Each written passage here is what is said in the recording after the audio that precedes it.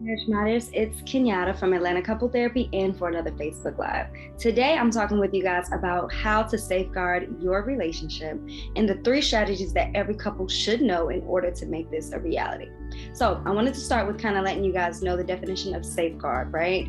According to the dictionary, safeguard is a measure taken to protect someone or prevent something undesirable from happening. So when I think about a relationship is like a house. It needs to be protected, it needs to have insurance, it needs to have regular updates to it. Another way in which people can protect their relationship is by being preventative and incorporating things that are going to make the marriage or relationship strong, right? So when I'm thinking of preventing something undesirable from happening, I'm thinking of the worst case scenarios. You and your mate drift apart, you and your mate decide that the relationship is not worth building into, so you guys maybe withdraw or stonewall each other, or other more undesirable things like you guys decide to split up or you guys decide to ultimately divorce, right? So in order to protect your relationship from some of these things, I want to talk about 3 different things that you can do to begin to put a guard around your relationship and to ensure that it's healthy, it's strong, and that ultimately you and your mate have a relationship that you can build on. So number 1 is talk some and listen always. My father used to say to me, you got 2 ears and 1 mouth for a reason. So listen more sometimes than you speak, because your head may be going, you may be thinking that you want to say whatever's on your mind, and you're ultimately not listening. So this is a lesson that I had to learn very early, and it popped up in a lot of my relationships as well. Am I listening to this person, or am I just wanting to talk? So ask yourself that the next time you and your mate are having a serious conversation or just talking about each other's day. How much are you truly taking in and listening to them? So be sure to create an environment that allows your mate to come to you about the things that are bothering them, that are on their mind, where they can feel like they can be vulnerable. So ask yourself, am I my mate's safe space? This is even something that you can ask them. Do you feel safe talking to me about your inner thoughts and feelings? They may say yes, but maybe you can challenge that if you're noticing that they're not. You may ask yourself, why don't you talk to me about your day? Or why don't we talk more about the things that are going on the inside of us, right? Ask yourself, do they feel like they can talk to me about anything? Or am I hard to talk to? Like the last time that your mate came to you to discuss something, how did that discussion go? Were you open? Did you guys get to a place where you felt closer, or did you ultimately argue? So asking yourself truly, are you a safe space for your mate to talk to you about the things that are maybe bothering them, whether it's related to the relationship or outside? So avoid talking over your mate. These are some of the strategies that can help you talk some and listen more. So if you find that you're talking over your mate, you're clearly not listening to them. So begin to take the preventative measures to ensure that you're not talking over them. You're allowing them all of their time to say what it is that they need to say. Right? It's not about what you perceived, it's about what they said. So many times in counseling, I'll ask one of the partners, so what did you hear your mate say? And they'll say, well, they said, or what I'm feeling like, or what they feel like is this. And I'm like, that's what you perceive, but what did you actually hear them say? Sometimes it's important for us to slow down and say, okay, you know what, this is my perception of what you're saying, but ultimately what this is what you're ultimately saying. Think of your ears as having filters on them. So sometimes your mate may say something to you and you're thinking whatever your thoughts are, when ultimately they really just meant that carrots are orange. But you got your own perceptions about what it is that they said because of everything in the past that has led up to this point. So ask yourself, are you truly listening to your mate? And then the last one is listen with both ears wide open. So this means not being distracted, truly tuning into what it is that your mate is saying, giving them your undivided attention if possible, and ultimately asking questions, reflecting back to them the things that they have said. So you know it's different when you're kind of listening to somebody, but you're kind of got your own static going on in your head. Practice making a place where there's very little static and you're in tune with your mate. This can look like having a certain type of body language. So looking them in their eyes or turning towards them or touching them, holding their hand when tough conversations come up, but truly listening to what your mate has to say. All right. Number 1, talk some and listen always. All right. Number 2 is focus more on meeting each other's needs. So oftentimes when couples come to counseling, they think, oh, well, we have all these problems and all these things going on and we don't know what to do. Very typical, very understandable.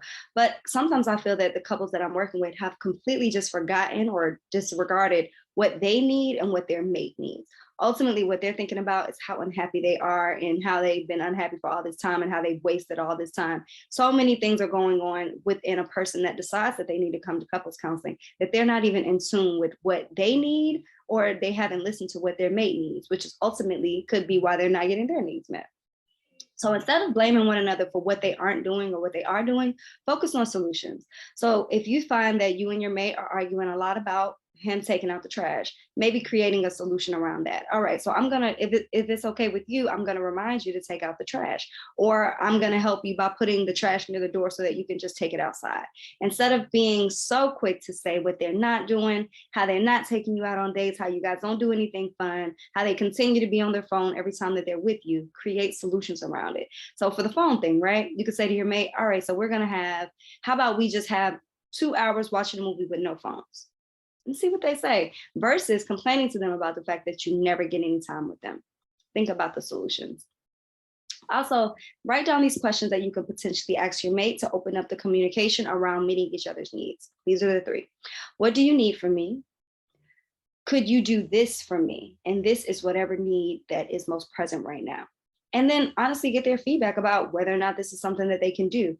And don't villainize them if they say that they can't. Ask them maybe more questions, get more information about why this is hard for them. And then 3 is, what solutions make sense for us? Because then you're coming to your partner as if you are a team, which you should be, and that you are willing to work with them to find a solution that works best for the both of you, right? Which should be your goals at all points.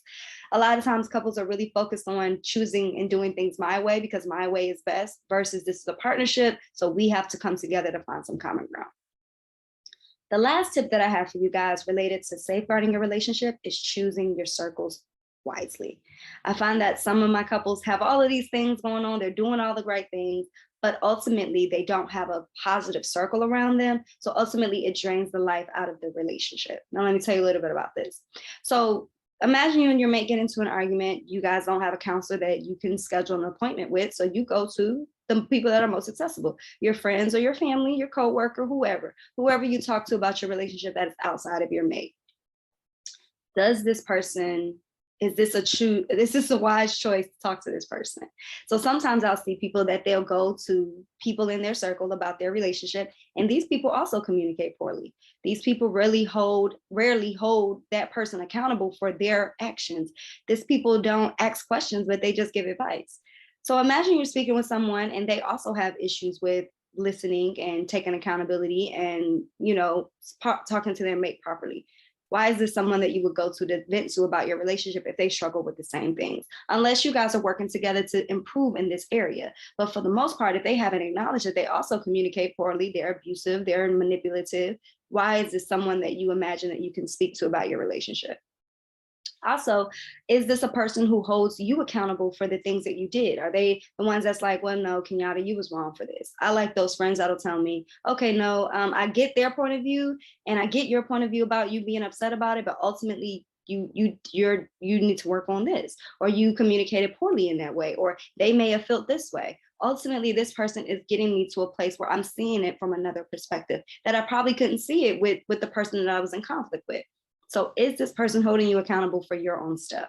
And if they're not, then they are ultimately just allowing you to have a space, right? They're enabling you. And they may be being on your side because of their own issues that they hold true to. And then lastly, if you come to someone about an argument, right, and they're quick to give you advice versus them asking questions like, well, what did your mate say about it? Or what was their demeanor and how did you come off? They don't have a lot of details about even how the argument went or what went on. All they know is that you're upset, and rightfully so. They're part of your circle, so they want to protect you. You're upset, you feel like you've been done wrong, so they're going to join in you and say, yeah, you have been done wrong, versus asking the critical questions that a therapist would ask to get more information about what created this chaos. Your friends and your family typically aren't therapists, right? Maybe they are. It's different if you're going to somebody that is a therapist, that's a friend, but then that's still different because they're not hired to work with you.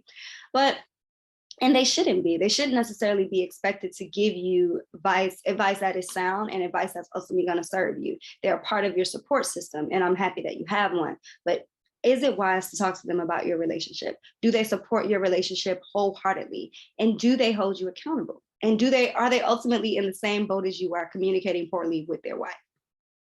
So those are things that I want you guys to keep in mind. Choosing your circles wisely, focus on meeting each other's needs. So be more focused about the solutions and talk some, but listen always, right? So these are the 3 things that I want you guys to make sure that you're doing to safeguard your relationship this year. And we are safeguarding our relationships from, things just feeling like, oh, we're being roommates, or we're not connected anymore, or we have no intimacy. And then ultimately, the main thing that we're wanting to avoid is separation or divorce. There's some things that you can begin to do to build up your relationship house to where that doesn't end you ultimately, right? All right, guys. So I did speak a little bit about being roommates and feeling like, oh, you and your mate aren't connected anymore. If that resonated to you and that sounded like something like, you know what, Kenyatta, we are struggling with that. And we've been in this routine for so long, I don't even know where our relationship is going or where our marriage is going at this time. Sometimes I think about divorce. Sometimes I think about leaving this person, honestly and truthfully. I mean, this Facebook group is great and these couples celebrating their anniversary is very cute, but I'm in here struggling with my relationship. If you found that this is something that is happening for you, I want to invite you to do something about it. We're having a webinar March 10th. It's hosted by Dr. Laura Lewis. She's our CEO, and ultimately the person who taught me a lot about relationships, taught me a lot about myself. And she has a great presentation on how to re-energize your relationship, how to love your mate better, how to get to a place where date nights are normal, right? Or talking about your thoughts and feelings doesn't feel like such a scary place to be. She's going to be going over 5 different ways that you can begin to implement and improve your relationship. And even for those couples out there that are doing well, this is a great way to safeguard your relationship. So you got these good habits, why not learn some more? So it's happening March 10th, and it's happening in the evening. I'm going to put the details about it in the comments so that you can attend. It's a very low cost webinar, and I really think that you guys should attend, check it out, visit with us, get your questions answered about your relationship, and ultimately get more familiar with our community and the things that we're teaching over at Atlanta Couple Therapy. Thank you so much, guys, for watching. You enjoy the rest of your day, and I'll be in touch soon. Bye.